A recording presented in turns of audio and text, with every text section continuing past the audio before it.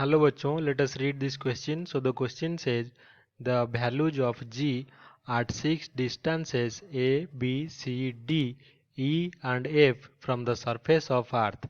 तो अर्थ के सरफेस से ए बी सी और डी सिक्स जो डिस्टेंस है वहाँ पे जी का वैल्यू हमें गिवन है।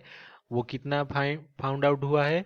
3.08 मीटर पर सेकेंड स्क्वायर, 9.1 मीटर पर सेकेंड स्क्वायर, 0.67 मीटर पर सेकेंड स्क्वायर, 7.8 मीटर पर सेकेंड स्क्वायर, 0.25 मीटर पर सेकेंड स्क्वायर और 1.9 मीटर पर सेकेंड स्क्वायर रेस्पेक्टिवली। तो हमें क्या करना है? Arrange the value of g in increasing order of distance from the surface of earth. तो अर्थ के सरफेस से इंक्रीजिंग डिस्टेंस का ऑर्डर से हमें क्या करना है? जो जी का वैल्यू उसको अरेंज करना है। और पार्ट बी में क्या करना है? If the distance of a point F is 11,000 kilometre from the surface of earth, state whether the distance is inside the earth और high of in the sky. तो अगर एफ जो पॉइंट है उसका डिस्टेंस 11,000 किलोमीटर है अर्थ के surface से, तो क्या वो अर्थ के अंदर है पॉइंट या फिर आसमान में है ऊपर वो पॉइंट? तो वो हमें फाइंड आउट करना है। तो यहाँ पे सबसे पहले जो की कॉन्सेप्ट है वो हमें जानना जरूरी है। तो की कॉन्सेप्ट हमारा होता है कि जो acceleration due to gravity G का वैल्यू होता है वो हमारा इन्वर्सली प्रोपोर्शनल किसके साथ होता है? To distance of the point from centre of earth, उसका स्क्वायर। तो आर अगर अर्थ के सेंटर से एक पॉइंट का डिस्टेंस हुआ तो उसका स्क्वायर जो है वो इन्वर्सली प्रोपोर्शनल होगा किसके साथ? जी के साथ। तो इसका मतलब ये हुआ if g is large then r must be small, क्योंकि ये दोनों इन्वर्सली प्रोपोर्शनल है। तो हमें क्या करना है? पार्ट ए में अरेंज करना है जी को increasing order of distance from the surface of earth. तो इंक्रीजिंग ऑर्डर मतलब जब आर हमारा स्मॉल है उससे धीरे धीरे बढ़ाते जाना है और उससे उसके हिसाब से जी के वैल्यू को अरेंज करना है। तो हम लिख सकते हैं arranging the values of g in increasing order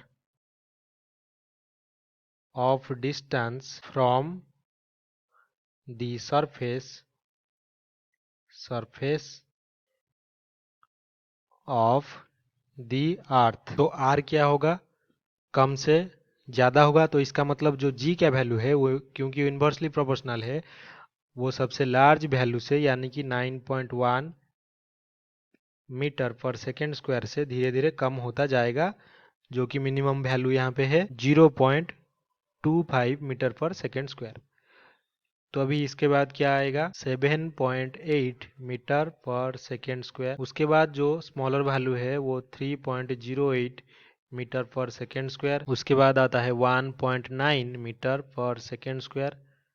उसके बाद 0.67 मीटर पर सेकेंड स्क्वायर और एंड में आता है 0.25 मीटर पर सेकेंड स्क्वायर। ये हो गया हमारा arrangement of g in increasing order of distance from the surface of earth. तो अभी पार्ट बी में जो आंसर हमें फाइंड आउट करना है कि एफ पॉइंट कहाँ पे लाई करता है जबकि एफ का डिस्टेंस कितना है अर्थ से? 11,000 किलोमीटर।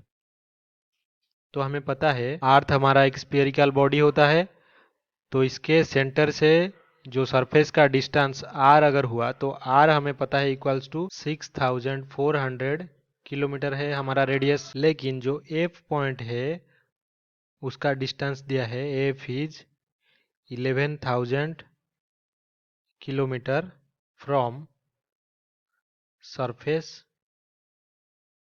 Of earth. तो ये अर्थ के सरफेस से अगर 11,000 किलोमीटर है तो सरफेस से अगर हम मैक्सिमम डिस्टेंस जाए यानी कि ओरिजिन तक यानी कि सेंटर तक अर्थ के, तो यहाँ पे क्या हो जाता है? जो जी का वैल्यू हो जाता है वो जीरो हो जाता है।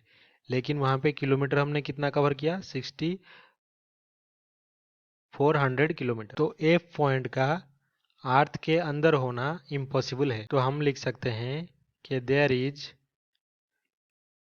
No such point inside earth, inside the earth at which, तो एफ पॉइंट पे जो जी है, जी का वैल्यू कितना है हमें दिया है 0.25 मीटर पर सेकेंड स्क्वायर। तो ऐसा कोई भी पॉइंट नहीं है जहाँ पे जी हमारा 0.25 मीटर पर सेकेंड स्क्वायर हो and distance from the surface of earth is 11,000 kilometre. तो हमारा जो भी पॉइंट लाई करता है यहाँ से, यानी कि जो सेंटर है अर्थ का और सरफेस के जो भी डिस्टेंस इसके बीच में जो भी पॉइंट हमारा लाई करता है, तो उसका वैल्यू जी जीरो से आउटर सरफेस पे 9.8 के बीच में हो सकता है, लेकिन वहाँ पे डिस्टेंस 11,000 किलोमीटर नहीं हो सकता है क्योंकि रेडियस सिर्फ कितना है 64,000 किलोमीटर है। तो यहाँ पे जो पॉइंट है, so the point F lies above the sky, तो ये स्काई के ऊपर ही एग्जिस्ट कर सकता है। I hope you have understood this well. Best of luck.